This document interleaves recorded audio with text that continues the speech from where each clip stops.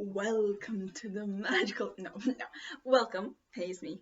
Um, so we are continuing on our Percy Jackson and the Lightning Thief book, written by Riordan. We are on chapter 16. Yes. Um. So, wait, where am I? Oh, here. So we are on chapter 16 of Percy Jackson and the Lightning Thief. So get yourself comfortable, take anything you need, water, food, whatever. If you're doing something while listening, good luck, and we are diving right back in Percy Jackson and the Lightning Thief, chapter 16. So we take a zebra to Vegas. The war god was waiting for us in the dinner parking lot. Well, well, he said, you didn't get yourself killed. You knew it was a trap, I said. Ares gave me a wicked grin. Bet that crippled blacksmith was surprised when he needed a couple of stupid kids. You looked good on TV. I shoved his shield at him. You're a jerk. Annabeth and Grover caught their breath. Ares grabbed the shield and spun it in the air like pizza dough. It changed form, melting into a bulletproof vest. He slung it across his back. See the truck over there? He pointed to an 18-wheeler parked across the street from the diner. That's your ride. Take you straight to LA with one stop in Vegas. The 18-wheeler had a sign on the back, which I could read only because it was reverse print white on black, a good combination for a dyslexic. Kindness International, Human Zoo Transport, warning, live wild animals. I said, you're kidding. Ares snapped his fingers. The back door of the truck unlatched. Free ride west, punk. Stop complaining, and here's a little something for doing the job. He slung a blue nylon backpack on his handlebars and tossed it to me. Inside were fresh clothes for all of us, $20 in cash, a pouch full of gold drachmas, and a bag of double-stuffed Oreos. I said, I don't want your lousy. Thank you, Lord Ares. Grover interrupted, giving me his best red alert warning look. Thanks a lot. I gritted my teeth. It was probably a deadly insult to refuse something from a god, but I didn't want anything that Ares had touched. Reluctantly, I slung the backpack over my shoulder. I knew my anger was being caused by the war gods present, but I was still itching to punch him in the nose. He reminded me of every bully I'd ever faced. Nancy Bullwuffet, Clarice, Smelly Gabe, sarcastic teachers, every jerk who'd call me stupid in school or laughed at me when I got expelled. I looked back at the diner, which had only a couple of customers now. The waitress who'd served us dinner was watching nervously out the window, like she was afraid Ares might hurt us. She dragged the cook out from the kitchen to see. She said something to him. He nodded, held up a little disposable camera, and snapped a picture of us. Great, I thought. We'll make papers again tomorrow. I imagined the headline.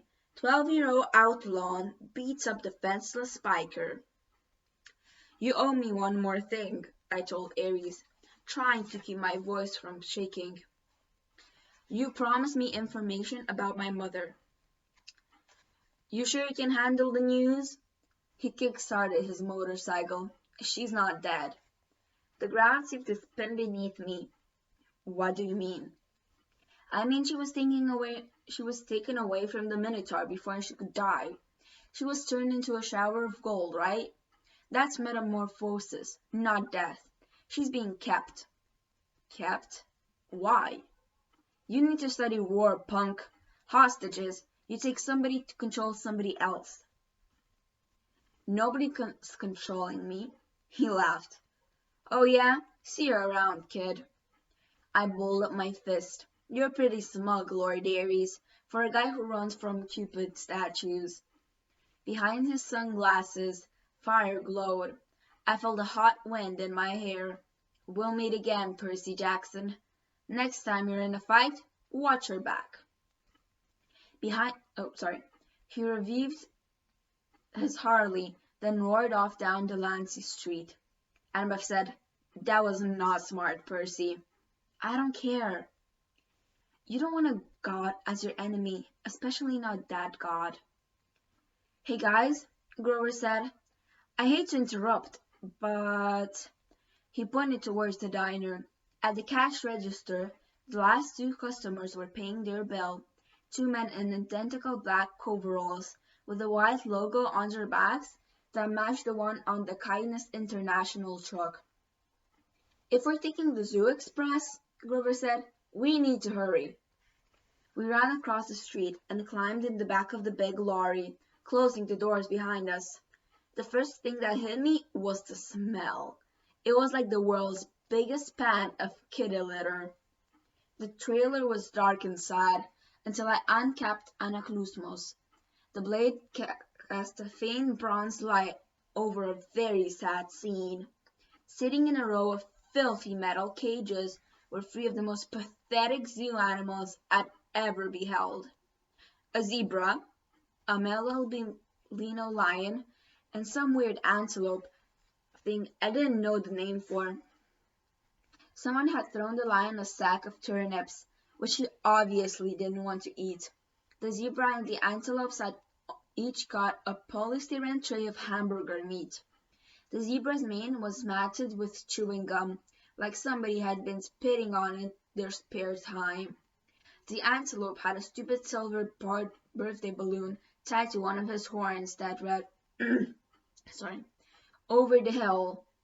Apparently, nobody had wanted to get close enough to the lion to mess with him. The poor thing was pacing around once on solid blankets in a space way too small for him, panting from the stuffy heat of the trailer. He had flies buzzing around his pink eyes, and his ribs showed through his white fur. "This is kindness?" Grover yelled. "Human zoo transport?" He probably would have gone right back outside to beat up the truckers with his reed pipes, and I would have helped him. But just then the truck engine roared to life. The trailer started shaking, and we were forced to sit down or fall down.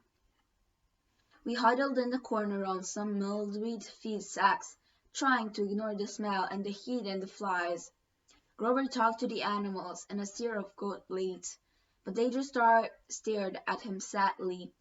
Annabeth was in favor of breaking the cages and freeing them on the spot, but I pointed out it wouldn't be much good until the truck stopped moving.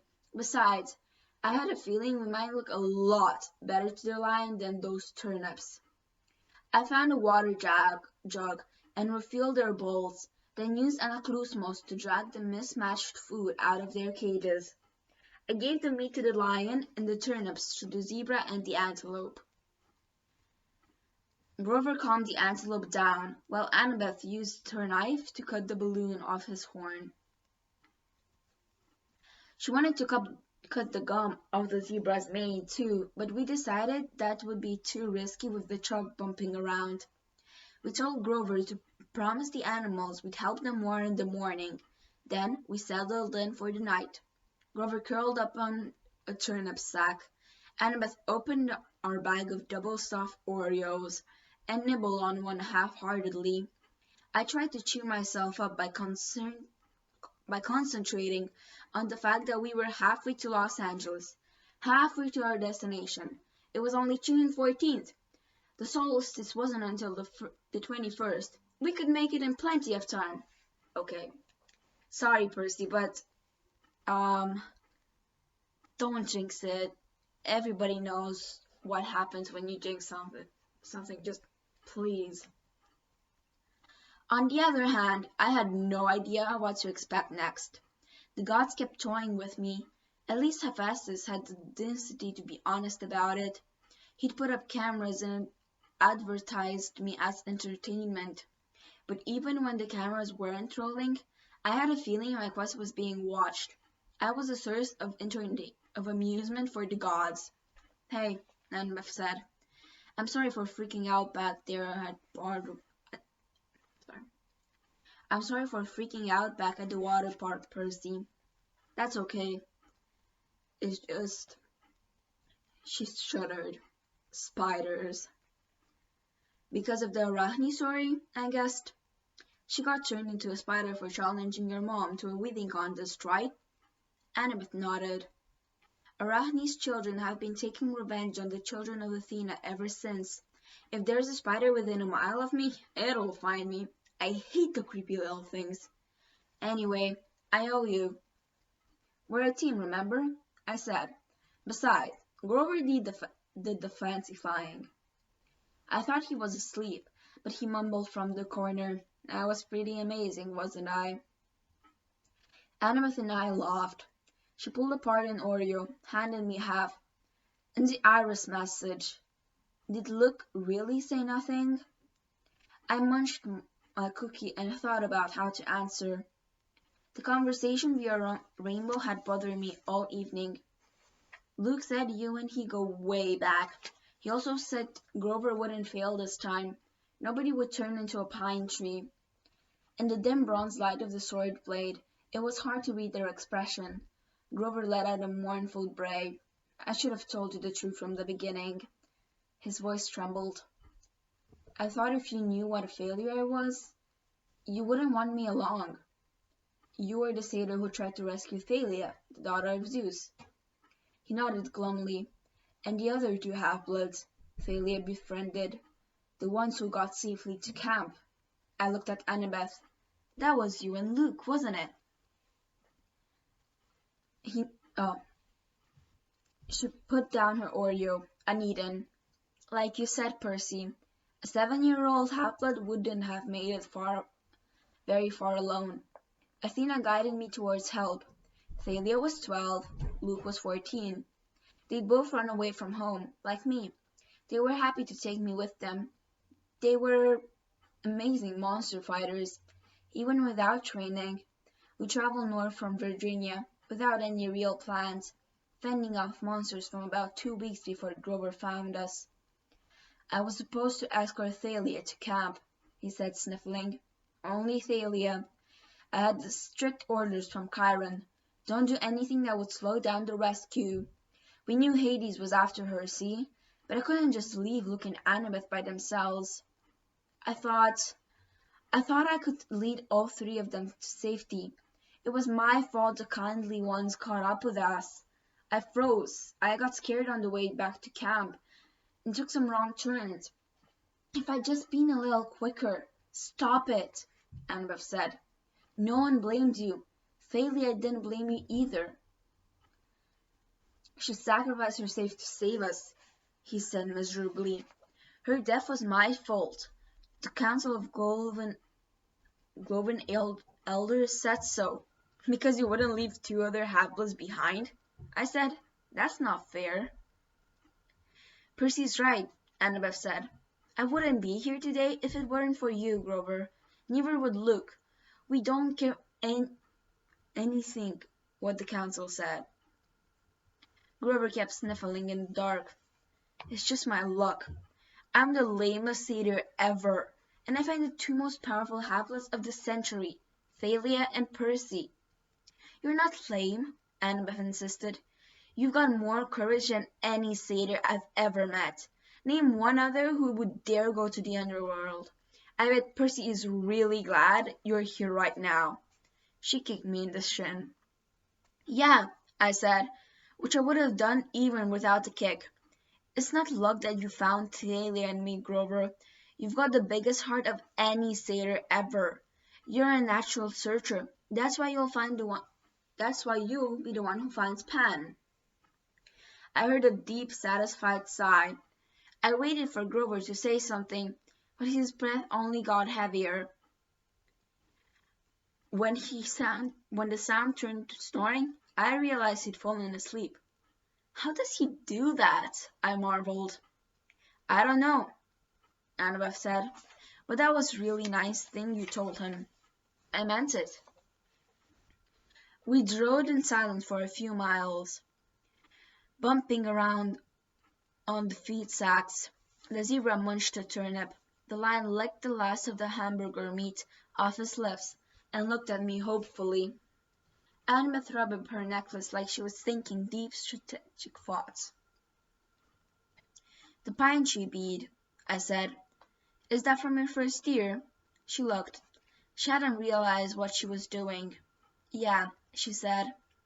"Every August the counselors pick the most important event of the summer, and they painted on the year's bead Agathalia's pine tree, a Greek trireme on fire, a centaur in a prom dress. Now that was a weird summer." "And the college ring is your father's?" "That's none of your—" She stopped herself. Yeah, it is. You don't have to tell me." "No, it's okay." She took a shaky breath. "My dad sent it to me folded up in a letter 2 summers ago. The ring was like his main keepsake from Athena. He wouldn't have got through his doctoral program at Harvard without her. That's a long story. Anyway, he said he wanted me to have it. He apologized for being a jerk, said he loved me and missed me. He wanted me to come home and live with him. That doesn't sound so bad." "Yeah, well, the problem was, I believed him. I tried to go home for that school year, but my stepmom was the same as ever. She didn't want her kids to put in danger by living with a freak. Monster attacked. We argued. Monster attacked. We argued. I didn't even make it through winter break. I called Chiron and came right back to Camp Half-Blood." "You think you'll ever try living with your dad again?" She wouldn't meet my eyes. "Please, I'm not as in self-inflicted pain. You shouldn't give up," I told her. "You should write him a letter or something." "Thanks for the advice," she said coldly, "but my father's made his choice about who he wants to live with." We passed another few miles in silence. "So, if the gods fight," I said, "will things line up the way they did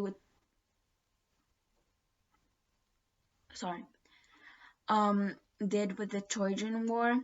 Will it be Athena versus Poseidon?" She put her hand against the backpack Ares had given us and closed her eyes.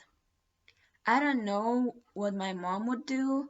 I just know I'll fight next to you." "Why?" "Because you're my friend, seaweed brain. Any more stupid questions?" I couldn't think of an answer for that. Fortunately, I didn't have to. Annabeth was asleep.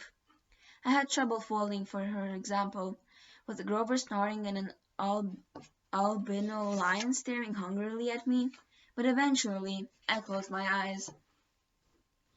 My nightmare started out as something I'd dreamed a million times before. I was being forced to take a standard-sized test while wearing a straitjacket. All the other kids were going out to recess, and the teacher kept saying, "Come on, Percy. You're not stupid, are you? Pick up your pencil." Then the dream strayed from the usual.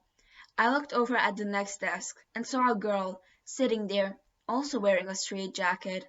She was my age, with unruly black punk-style hair, dark eyeliner around her stormy green eyes, and freckles across her nose. Somehow I knew who she was. She was Thalia, daughter of Zeus. She struggled against the straitjacket, glared at me in frustration, snapped, "Well, seaweed brain, one of us has to get out of here." She's right, my dream self thought. I'm going back to that cavern. I'm going to give Hades a piece of my mind. The straitjacket melted off me. I fell for the classroom floor. The teacher's voice changed until it was cold and evil, echoing from the change of the great chasm. "Percy Jackson," it said. "Well, the exchange went well, I see." I was back in the dark cavern, spirits of the dead drifting around me, unseen in the pit. The monstrous thing was speaking, but this time it wasn't addressing me. The numbing power of its voice seemed to be directed somewhere else. And he suspects nothing? It asks.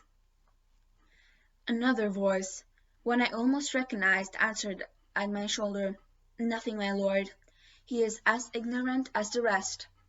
I looked over, but no one was there. The speaker was invisible. Deception upon deception. The thing in the pin mused aloud. Excellent. Truly, my lord, said a voice next to me. You are well named the Crooked One, but was it really necessary? I could have brought you what I stole directly. You? The monster said in scorn. You have already shown your limits. You would have failed me completely had I not intervened. But my lord, peace, little servant. Our 6th month has brought us much. Zeus's anger has grown. Poseidon has played his most desperate card. Now we shall use it against him. Shortly you shall have the reward you wish, and your revenge, as soon as both items are delivered into my hands. But wait, he is here. What? The invisible servant suddenly sounded tense. You summon him, my lord? No. The full force of the monster's attention was now pouring over me, freezing me in place. Blast his father's blood! He is too changeable, too unpredictable. The boy brought himself hither. Impossible! The servant cried. For a weakling such as you, perhaps, the voice snarled. Then its cold power turned back on me. So, you wish to dream of your quest, young half-blood? Then I will oblige. The scene changed. I was standing in a vast throne with black marble walls and bronze floors.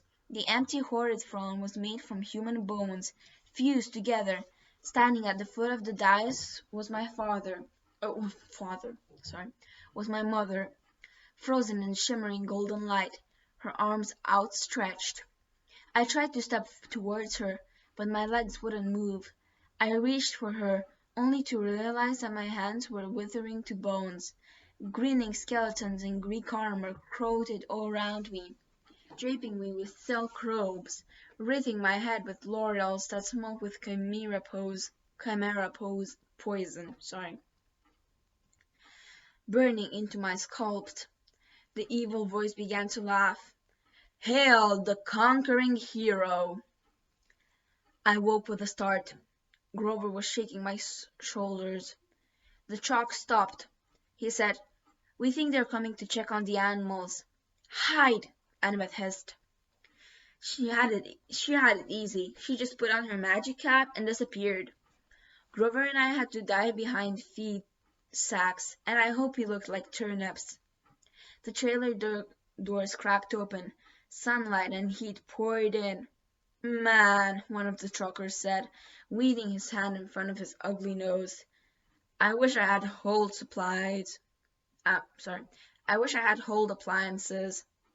He climbed inside and poured some water from a jug into the animals' dishes. You hot, big boy? He asked the lion, then splashed the rest of the bucket right in the lion's face. The lion roared in indignation. Yeah, the man said. Next to me, under the turning sack, Grover tensed. For a peace-loving herbivore, he looked downright murderous. The trucker threw the antelope a squash-looking Happy Meal bag. He smirked at the zebra. How you doing, Stripes? Least we'll be getting rid of you this stop.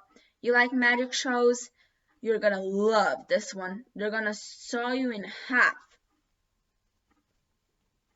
The zebra, wild-eyed with fear, looked straight at me. There was no sound, but as clear as day I heard it say, Free me, Lord, please.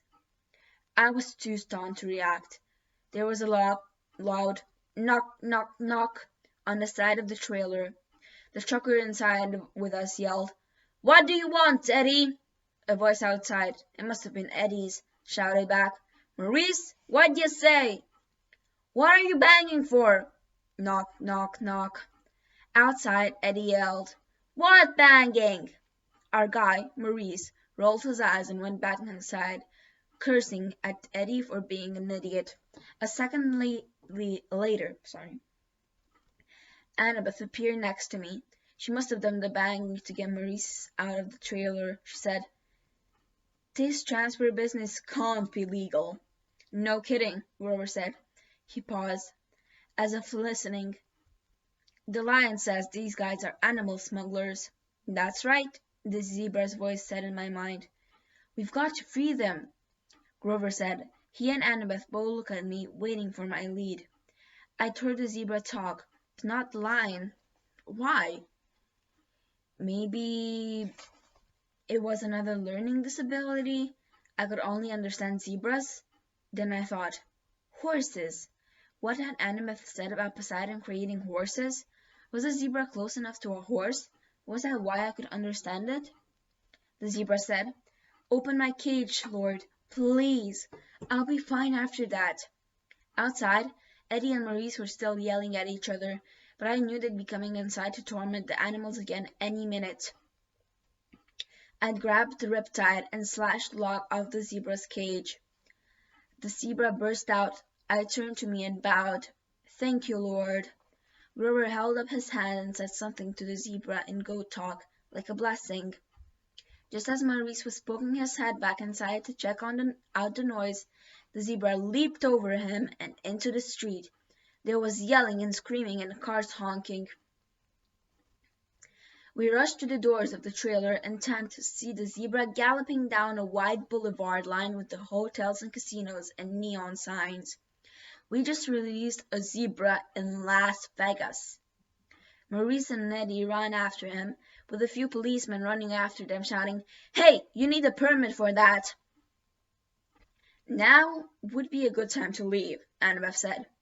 "The other animals first," Grover said. I caught the lugs with my sword. Grover raised his hands and spoke the same goat blessing he'd used for the zebra. "Good luck," I told the animals. The antelope and the lion burst out of their cages and went off together in the street. Some tourists screamed. Most just backed off and took pictures, probably thinking it was some kind of stunt by one of the casinos. "Will the animals be okay?" I asked Grover. "I mean, the desert and all. Don't worry," he said. "I placed a satyr sanctuary on them." "Meaning?" "Meaning they'll reach the wild safely," he said. "They'll find water, food, shade, whatever they need, until they find a safe place to live." "Why can't you place a blessing like that on us?" I asked. "It only works on wild animals." "So it would only affect Percy," Annabeth resonated. "Hey!" I protested. "Kidding," she said. "Come on, let's get out of this filthy truck." We stumbled out into the desert afternoon. It was 40 degrees easily, and we must have looked like deep-fried vegans, but everybody was too interested in the wild animals to pay as much attention. We passed the Monte Carlo and the MGM. We passed Pyramids, a pirate ship, and the Statue of Liberty, which was a pretty small replica, but still made me homesick. I wasn't sure what we were looking for. Maybe just a place to get out of the heat for a few minutes, find a sandwich and a glass of lemonade, make a new plan for getting west. We must have taken a wrong turn because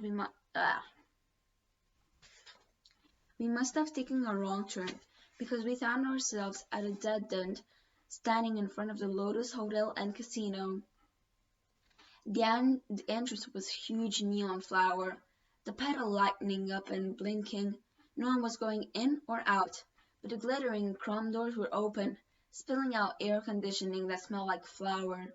Lotus blossom, maybe. I'd never smelled one, so I wasn't sure. The doorman smiled at us. "Hey, kids, you look tired. You want to come in and sit down?" I'd learned to be suspicious the last week or so. I figured anybody might be a monster or a god. You just couldn't tell. But this guy was normal. One look at him, and I could see it.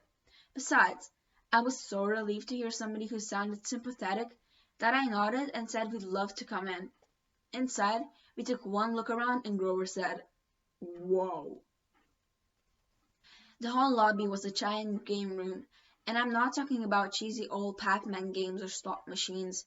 There were an indoor water slide snaking around the glass elevator, which went straight up at least 40 floors. There was a climbing wall on the side of one building and an indoor bungee jumping bridge. There were virtual reality suits and working laser guns and hundreds of video games, each one the size of a widescreen TV. Basically, you name it, this place had it. Where was I? Oh, here. There were a few other kids playing, but not that many. No waiting for any of the games. There were waitresses and snack bars all around serving every kind of food you can imagine. Hey, a bellhop said. At least I guessed he was a bellhop. He wore a white and yellow Hawaiian shirt with lotus design shorts and flip-flops. Welcome to the Lotus Hotel. Sorry. Welcome to the Lotus Casino. Here's your room key, I stammered. But no, he said, laughing. The bill's taken care of. No extra charges, no tips. Just go on up to the top floor, room 401 or 4001. Sorry. That's a lot of rooms. If you need anything like extra bubbles for the hot tub or a ski target for the shooting range or whatever, just call the front desk. Here are your Lotus Cars cards. They work in the restaurants and all over the games and rides. He handed us each green plastic credit cards. I knew there must be some kind of mistake. Obviously, he thought we were some millionaires' kids, but I took the card and said, "How much is on here?" His eyebrows knit together. What do you mean? I mean, when does it run out of cash? He laughed. Oh, you're making a joke. Hey, that's cool. Enjoy your stay.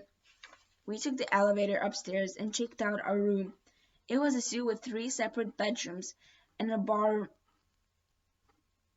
stocked with candy, sodas, and crisps, a hotline to room service, fluffy towels and water beds with feather pillows, a big screen television with satellite and high-speed internet.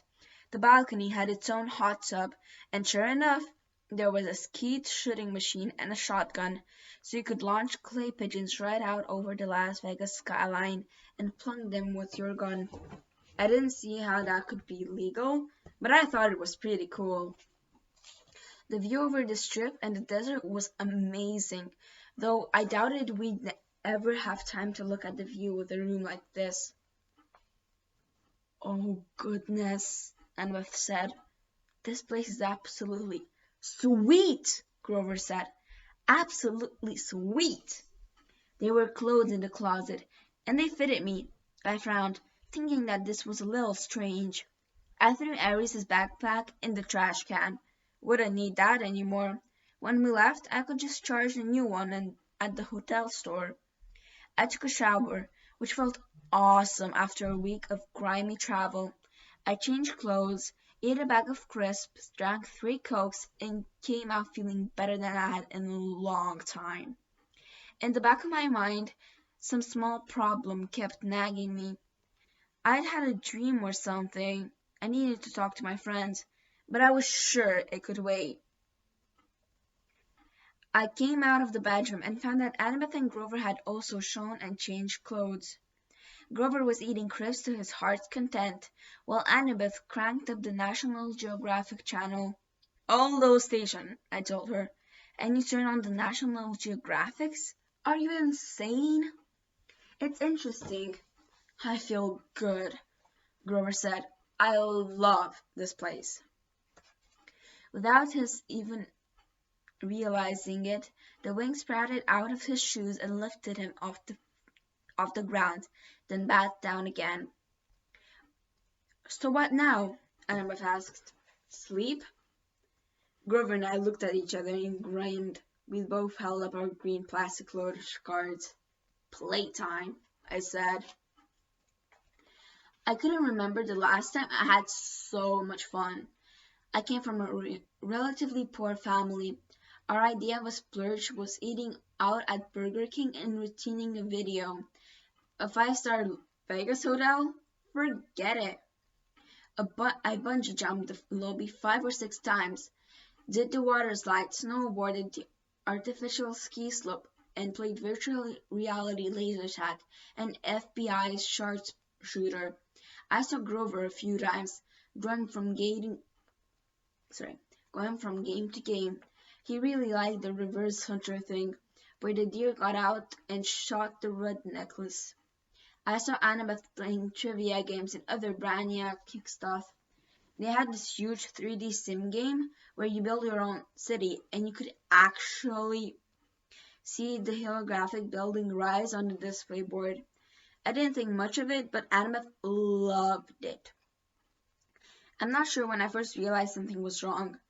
Probably was when I noticed the guy standing next to me at VR sharpshooters. He was about 13, I guess, but his clothes were weird. I thought he was some Elvis impersonator's son. He wore bell-bottoms and a red t-shirt with black pipings, and his hair was permanent and colored with the New Jersey's girls on homecoming night. We played a game of sharpshooters together, and he said, "Groovy, man. Been here 2 weeks and the games keep getting better and better." Groovy? Later, while we were talking, I said something rocked, and he looked at me kind of puzzled, as if he'd never heard a word used that way before. He said his name was Darren, but as soon as I started asking him a question, he got bored with me and started to go back to the computer screen. I said, "Hey Darren, what year is it?" He frowned at me. "In the game?" "No, in real life." He had to think about it. 1977? "No," I said, getting a little scared. "Really?" "Hey man, bad vibes. I got a game happening." After that, he totally ignored me. I started talking to people, and I found out it wasn't easy. They were glued to the TV screen, or the video game, or their food, or whatever. I found a guy who told me it was 1987. Another guy told me it was 1993. That's like... Wait, that's... The first guy is like before World War I or II. I don't know. What the heck? They all claimed they hadn't been here for very long. A few days, a few weeks, at most. They didn't really know, and they didn't care. Then it occurred to me, how long had I been here? It seemed like only a couple of hours, but was it? I tried to remember why we were here. We were going to Los Angeles. We were supposed to find the entrance to the underworld. My mother. For a scary second, I had trouble remembering her name. Sally Jackson. I had to find her. I had to stop Hades from causing World War III. I found Annabeth, still building her city. "Come on," I told her. "We got to get out of here." No response. I shook her. "Annabeth?" She looked up, annoyed. "What?" "We need to leave." "Leave? What are you talking about? I've just got to towers. This place is a trap." She didn't respond until I shook her again. "What?" "Listen, the underworld, our quest." "Oh, come on, Percy. Just a few more minutes." "Annabeth, there are people here from 1977. Kids who have never aged. You check in and you stay forever." "So?" she asked. "Can you imagine a better place?" I grabbed her wrist and yanked her away from the game. "Hey!" she screamed and hit me, but nobody else even bothered looking at us. They were too busy. I made her look directly in my eyes. I said, "Spiders. Large, hairy spiders." That jeered her. Her vision cleared. "Oh my gosh," she said. "How long have we... I don't know, but we have to find Grover." We went searching and found him still playing virtual deer hunter. "Grover!" we shouted. He said, "Die, human, die, silly polluting nasty person." "Grover!" He turned the plastic gun on me and started clicking as if I was just another image from the screen. I looked at Annabeth, and together we took Grover by the arms and dragged him away. His flying shoes sprang to life and started tugging his legs in the other direction as he shouted, "No! I just got to the new level! No!" The Lotus Bellhop hurried up to us. "Well now, are you ready for your platinum cards?" "We're leaving," Al told him. "Such a shame," he said, and I got the feeling that he really meant it, that we'd been breaking his heart if we went. We just added an entire new floor full of games for platinum card members. He held out the cards, and I wanted one. I knew that if I took one, I'd never leave. I'd stay here happy forever, playing games forever, and soon I'd forget my mom and my quest, and maybe even my own name. I'd been playing Virtual Rifleman with Groovy Disco Darren forever. Grover reached for the cards, but Annabeth yanked back his arm and said, "No thanks." We walked towards the door, and as we did, the smell of the food and the sounds of the game seemed to get more and more inviting. I thought about our room upstairs. We could just stay the night, sleep in a real bed for once. Then we burst through the doors of the Lotus Casino and ran down the sidewalk. I felt like the afternoon about the same time of day we'd gone into the casino, but something was wrong. The weather had completely changed. It was stormy, with head lightning flashing out in the desert. Aries' backpack was slung over my shoulder, which was odd, because I was sure I'd have thrown it in the trash can in room 4001. But at the moment, I had other problems to worry about. I ran to the nearest newspaper stand and read the year first. Thank the gods, it was the same year it had been when we went in. Then I noticed the date, June 20th. We had been in the Lotus Casino for 5 days. We had only one day left until the summer solstice. One day to complete our quest. And that is for chapter 16. So, one thing I wanted to point out is the phrase that I love, just love, is "because you're my friend, seaweed brain." Any more stupid questions? I think this really brings out because you could see them arguing because of their parentage, but now I think because they've gone through so much, Annabeth already thinks that Percy is her friend and she can trust her even with her parentage and her problems, her family problems, which I think is really nice. But I already know what's gonna happen and I can't wait. I hope you enjoyed it. I think I'll do one more chapter today, and I'll see you next time. Bye!